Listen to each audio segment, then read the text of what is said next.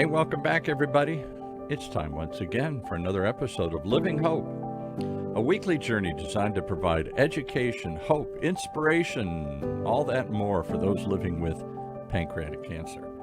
Sharing the real-life stories of those really affected by this deadly disease and how they deal with it on a daily basis. Or today, how they continue to deal with it on a very special anniversary, right, Robert? Yeah, today we have a very special guest with us coming back. He's been with us a few times. We're so thankful to have him back, especially today. It's not very often I get to have somebody come back on their actual anniversary, I guess is what we call it, right? Yeah. We're celebrating. Thom is back with us today. Thom Mrozek. He's a 12-year pancreatic cancer survivor whose journey began on an extraordinary day today, Leap Day. So, hi, Thom. Thanks for coming back. We really appreciate it. And for those of you who aren't watching or just listening, you look awesome. You look great. Well, thank you. Thank you. For those who haven't met you yet and don't know your story, can you just kind of briefly or summarize it or go into it a little bit so those can kind of catch up? Sure. Well, it was 12 years ago today, February 29th. So maybe I'm only 3 instead of 12. Okay. But on February 29th, I got the phone call with the official diagnosis that I had pancreatic cancer. That phone call was the culmination of about 6 weeks of diagnostic testing and doctor visits and abdominal pain and all kinds of other things that culminated with an endoscopy with the fine needle aspiration. So they did the biopsy, and I was driving up the Pasadena freeway when I got a phone call from the gastroenterologist who said, "Are you alone?" And I said, "Yes." And he goes, "Oh, I'll call you back." And I said, "You've said enough." And I went home and sat down with my wife, and we had the conversation, and then we were off to the races, I guess would be a good way of putting it. How did you tell your wife? I mean, I remember having to tell my family. It was one of the most difficult things I ever had to do. In fact, I actually found myself apologizing. So, how did you tell your wife? And you also have a daughter. How did you deal with that? Well, those are two separate issues. So my daughter was 9 years old at the time, and we knew that this was a potentially very bad situation. And the gastroenterologist, I saw a series of them, had broached the topic that it very well may be cancer. You have a mass on your pancreas, and, that's often a bad outcome. And so we had done our best to shield our daughter. We didn't want her to go through that. So actually last night, as my wife and I were reminiscing about that year, about 2012, she was going through her calendar, and it was filled up with, Girl Scout cookies and choir practice and cello lessons and all the things that our daughter was doing. We tried to keep life as normal as possible. In relation to my wife, she knew that this was a possibility, and she'd been, like many people, spending a lot of time on Google and getting even more terrified by that potential news. And she met me at the back door, which I don't remember, but she told me last night she met me at the back door, and I said, "I got a call from the doctor." And I just looked at her, and she knew, and we had a hug and went in and sat down and said, "Wow, okay, let's see what happens." I had already actually had a Whipple scheduled at this point, on the same day that I had the endoscopy. It had been suggested to me that I find a surgeon prior to this. So the same day I had the endoscopy, I'd met with my surgeon, Rick Selby, who looked at the CAT scan and said, "Yeah, there's a mass in there. This thing has to come out regardless. So we're going to schedule for a Whipple." So I actually had my Whipple on, I think it was March 8th. So just about a week later. So we knew that was coming, and obviously let's hope that this all works out well. Get in, get it out, and sort of see what happens. Well, you're probably really extraordinary to have, the diagnosis on Leap Day, but also to already have the Whipple plan before even getting the diagnosis. It made a lot of sense. Somebody said, "Look, there's something in there.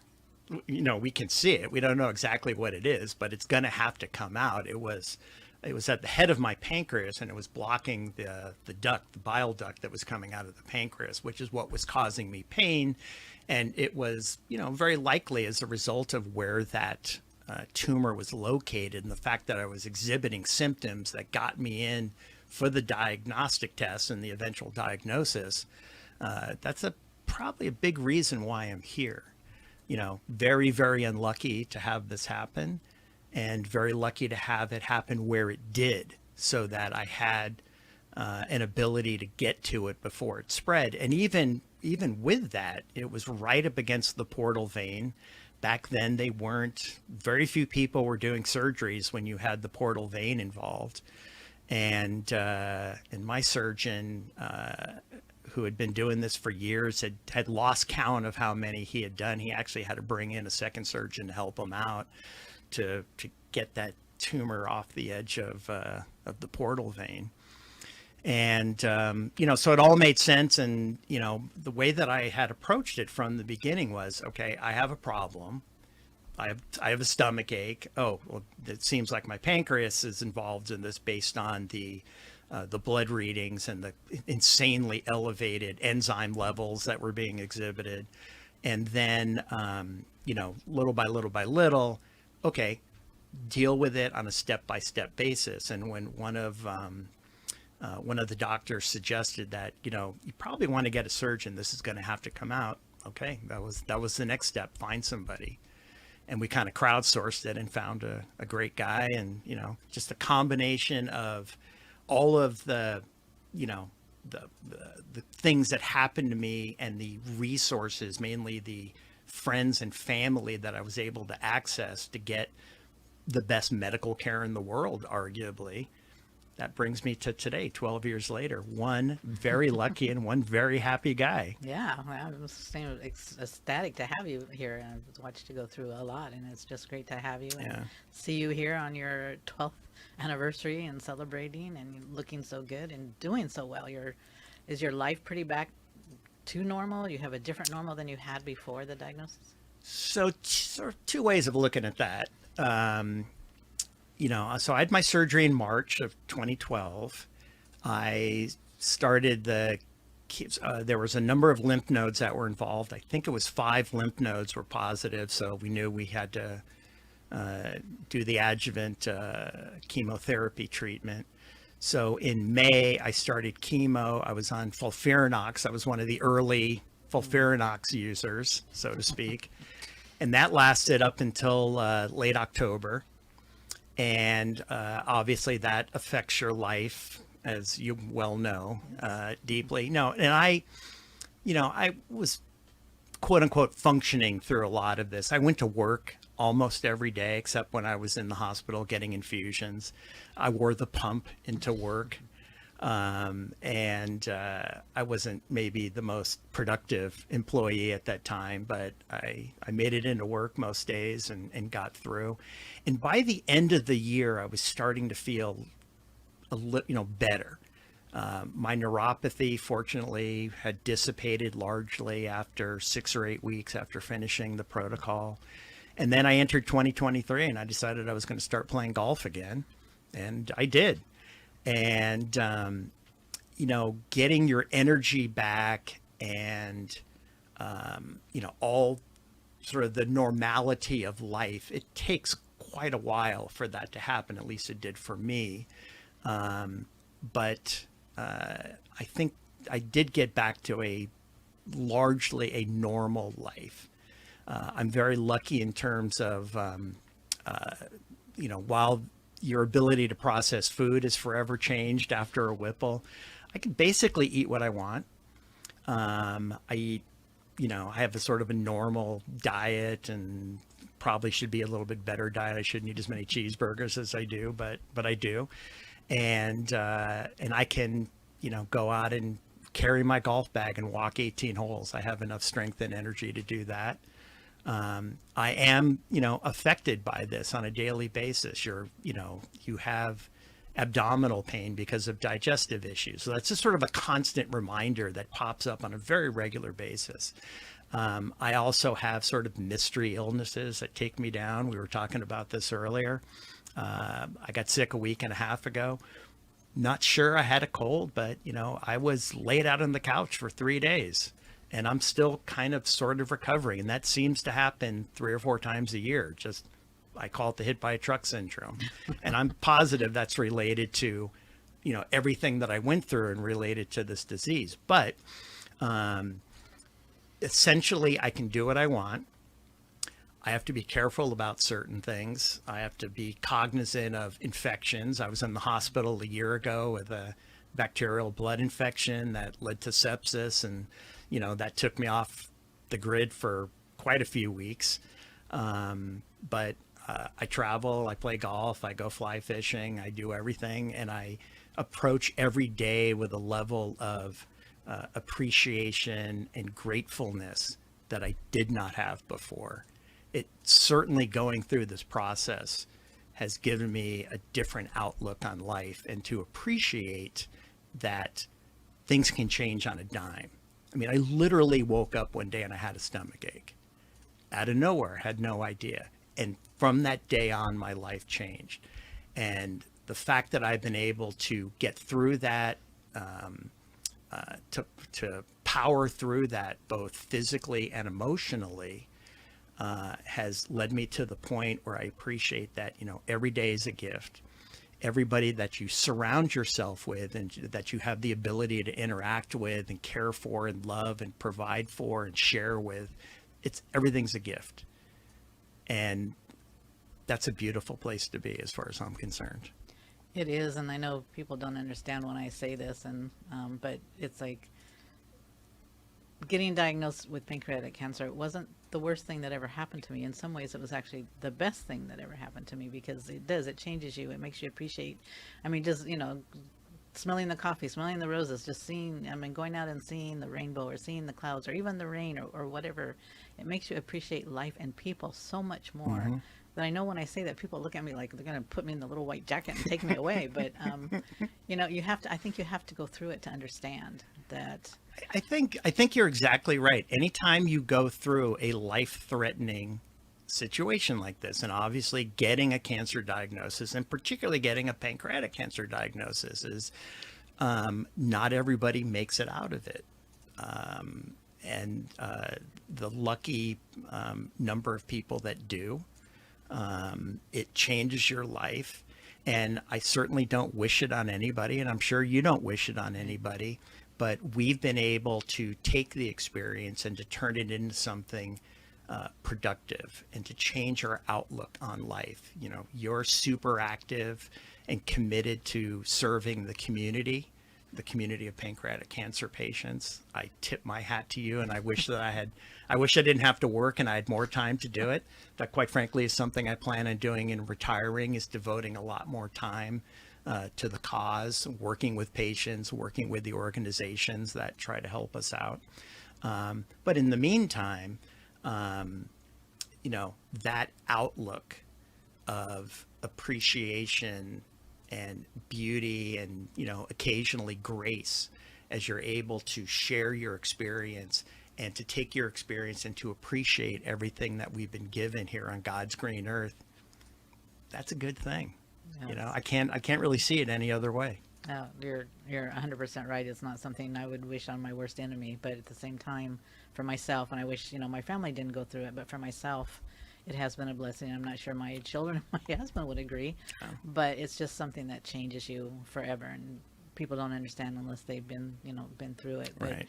I think you're doing a great job by coming on and talking with us many times. We really appreciate, because you're very honest and open and easy to talk with, and that's what really helps people and inspires them, that to think that, if you can do this, or we can do this, maybe at least it gives them some hope, even if it's not for as long as we would like, but just that little bit of hope that we don't always get from our medical team. So, sometimes that's difficult, but sharing the experiences, I don't think there's any substitute for it. And whenever I talk to a new patient, which I do on a fairly regular basis, whether it be a pancreatic patient or had a conversation with a new breast cancer patient who I happen to know just a couple of weeks ago, and there are commonalities to a cancer diagnosis and certain things you're going to go through, and everybody's experience is different, and different cancers are different. But first off, it's what it does to you psychologically, and then also what it does to you physically, is listening to other people's experiences. And I don't really I'm uncomfortable to some extent with the notion that I give hope to people, but I also accept that, yeah, people look at me as a long-term survivor, as an exemplar, and I'm actually sort of happy with that. You know, people can look at me and say, look, if this idiot can do it, maybe I can do it too. And that's exactly right. You know, everybody has a chance of getting through this. Unfortunately, we all, you know, don't make it, but we all have a shot at doing it. And if you put forth the effort, and if everything fits into place, you know, maybe you'll be here like us many years down the road, and getting ready to go see that eclipse in a few weeks and see one of the most beautiful things ever on the planet. There you go. You do your bucket list. Why we wait till we think we're going to be able to do that? Exactly. We don't know how much time. So if you want to do something, do it now. Don't wait till, you know, you retire. You think you have the time, Right. Because you don't know. We don't know what our future holds. Right. What's the hardest question that somebody just newly diagnosed has ever asked you? Oof. I don't know. That's a tough question. I'm going to have to think about that one for a minute. You know, what I often find is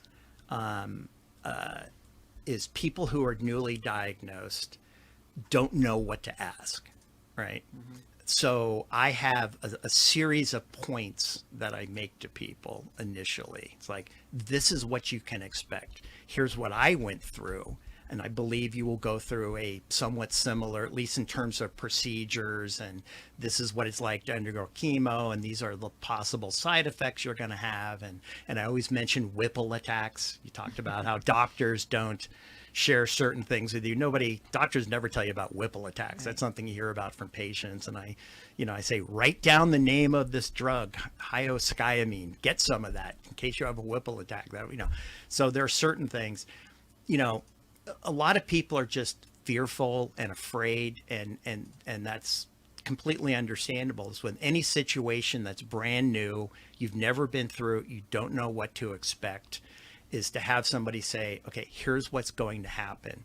And you're not going to be in abject pain.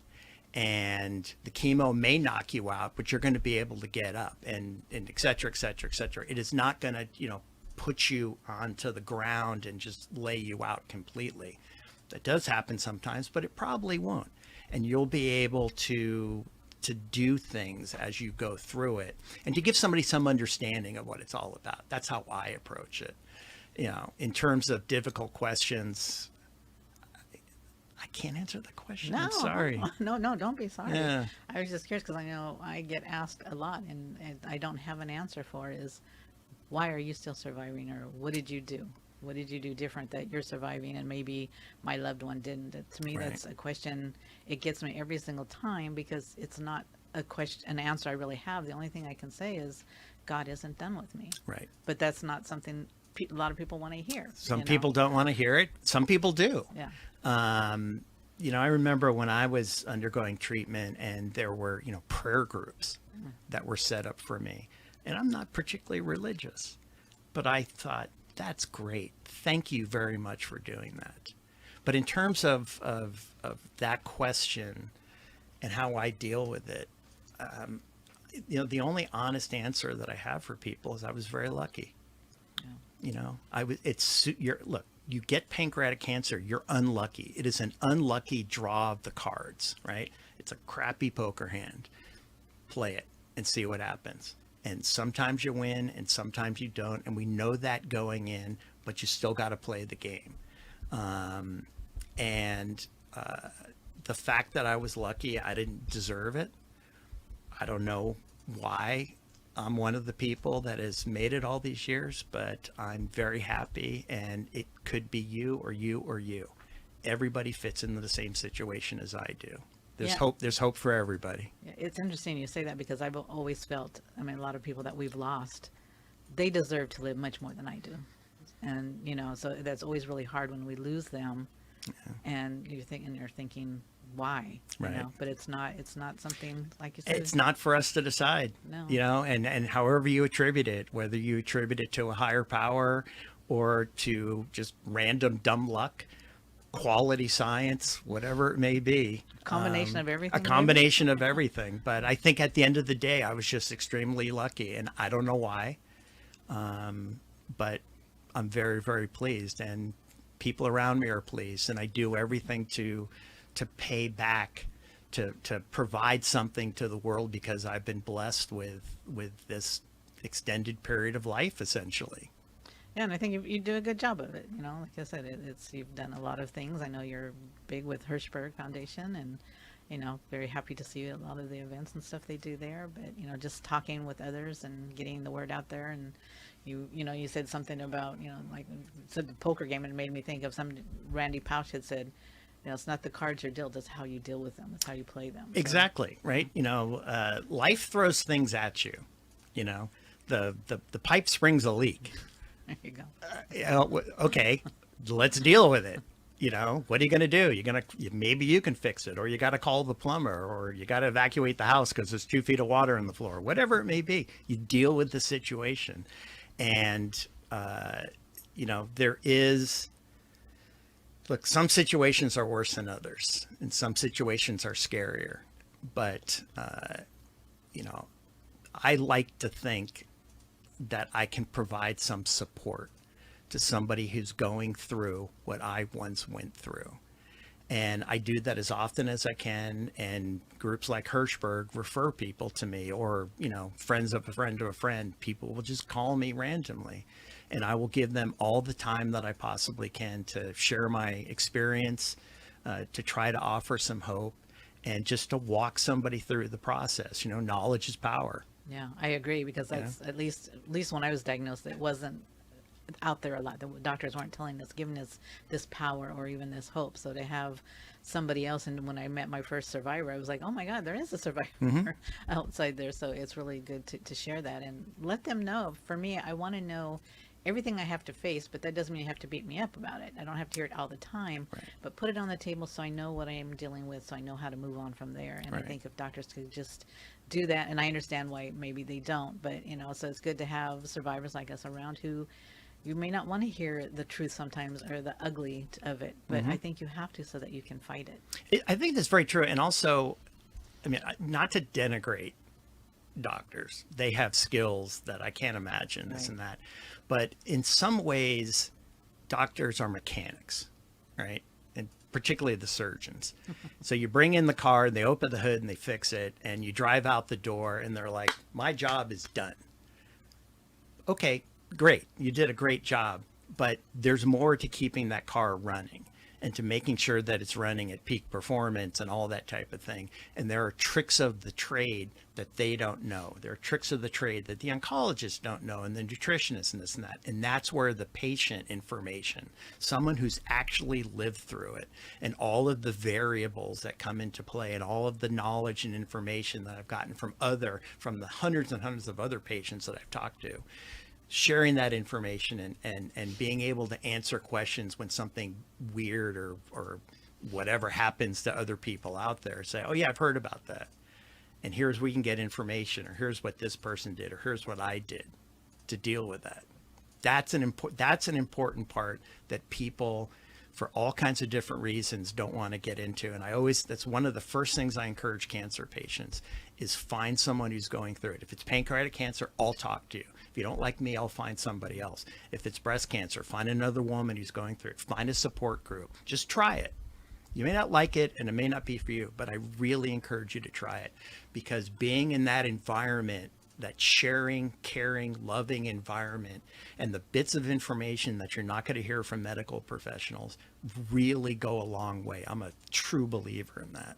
Yeah, I am too. And I wish, doctors sometimes would be a little more honest, but maybe they're just, fearful. They don't want to maybe take everything away. I think it's part of, look, we know what the stats are, and, we know how difficult the situation is. And if you're a doctor specializing in pancreatic cancer, you've seen a lot of people go. That is just the unfortunate reality of it. But also, there are just things that they're just not familiar with, because they haven't experienced it, right? And we have, and we can share that information. Yeah, like you say, the oncologist may not know something the nutritionist can give you for. I mean, especially when a lot of times you hear people talking about dumping. That's something that Correct. that Correct. somebody's not going to know, but you can kind of go in and talk to them about that and Correct. and follow up. Do you have any fear or anxiety about reoccurrence? Yes, but on a very minimal scale. Someone actually asked me this question yesterday, and actually this morning driving down here. Are you out of the woods? And I'm not, but I largely am at this point. But I know people who at 13, 15 years had recurrences, clean for years. So I know that that is a possibility, but I don't think about it. Once I got past 5 years, that level of anxiety that I had largely left. And I'll be honest, and I try to be honest with people about it. That first year and a half to 2 years from that point of diagnosis, I actually didn't have a lot of anxiety. I did not think, oh, this could end very, very badly for me. And then oddly enough, after, and I don't remember exactly when, it was a year and a half to 2 years after, it all came down on me. And I lost my mind for a couple of months where it's all that I thought about. And I was perfectly, healthy as I could be, had a super good outcome. Everything was working out good. My body was largely functioning. And I had this emotional, psychological, just depths that I fell into for a couple of months. And I just kind of walked through it. And then I came out the back door of it, feeling sort of good again. And I know that your mileage may vary on how that works, and that anxiety and fear that we all have to deal with to some extent. But I was very lucky, and for a number of years now, it's not something that I think about. Yeah, good. I know when I reached my 5th, I didn't want to get out of bed. I pulled the covers over my head because that 5th year, I was like, okay, as soon as I touch the ground, I'm gone. So I'm, right. It's something right. that, like you say, you go through. But we're happy to have you, and I hope you're going to celebrate somehow today. I don't know what your plans are for celebrating, but the bad news is I'm going to work. Oh darn! Yeah, that's the bad news. But well, you can celebrate afterwards. My wife and I will share another couple of moments, and the fact, my wife was my caregiver. She's the one that got me through it. I'll never be able to thank her enough. And the fact that I was able to see my daughter grow up. She's in her 3rd year of college right now. And the commitment that I made, I don't know if commitment may be a strong word, my overwhelming desire when I got diagnosed was to see my daughter graduate high school. That was the day that I woke up and want to keep the covers over my head. I'm like, okay, I've met the goal. Now what? There you go. And now we're a few years past that. And, I'm so blessed, and I'm so lucky. And it's made me a better person. It's made me a nicer, sort of less wound up. Trying to find a word to articulate it, and it's difficult.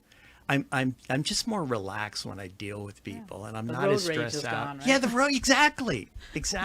And it still pops up, but it's not like what it was. And that's definitely one of the more positive effects that's come out of it. Yeah, I've said that too. It's made me a better person. And again, thank you so much for coming and sharing your anniversary date with us today. And it was happy to have you here and thrilled to see you. I can't think of a better way to spend it. Thank you very much for having me here. Well, we have to have you come back. And I know you wanted to do a special dedication, so I'll let you do that. I have a friend, Thom Mrozek, who is a pancreatic cancer patient for the past 15, 16 months, and he's having a rough time right now, so I want to dedicate the show to him and to his wife, Debbie, his primary caregiver, and my love and support goes out to them. And we give our love and support and keep them in our prayers as well. So thank you. Thank you, Thom.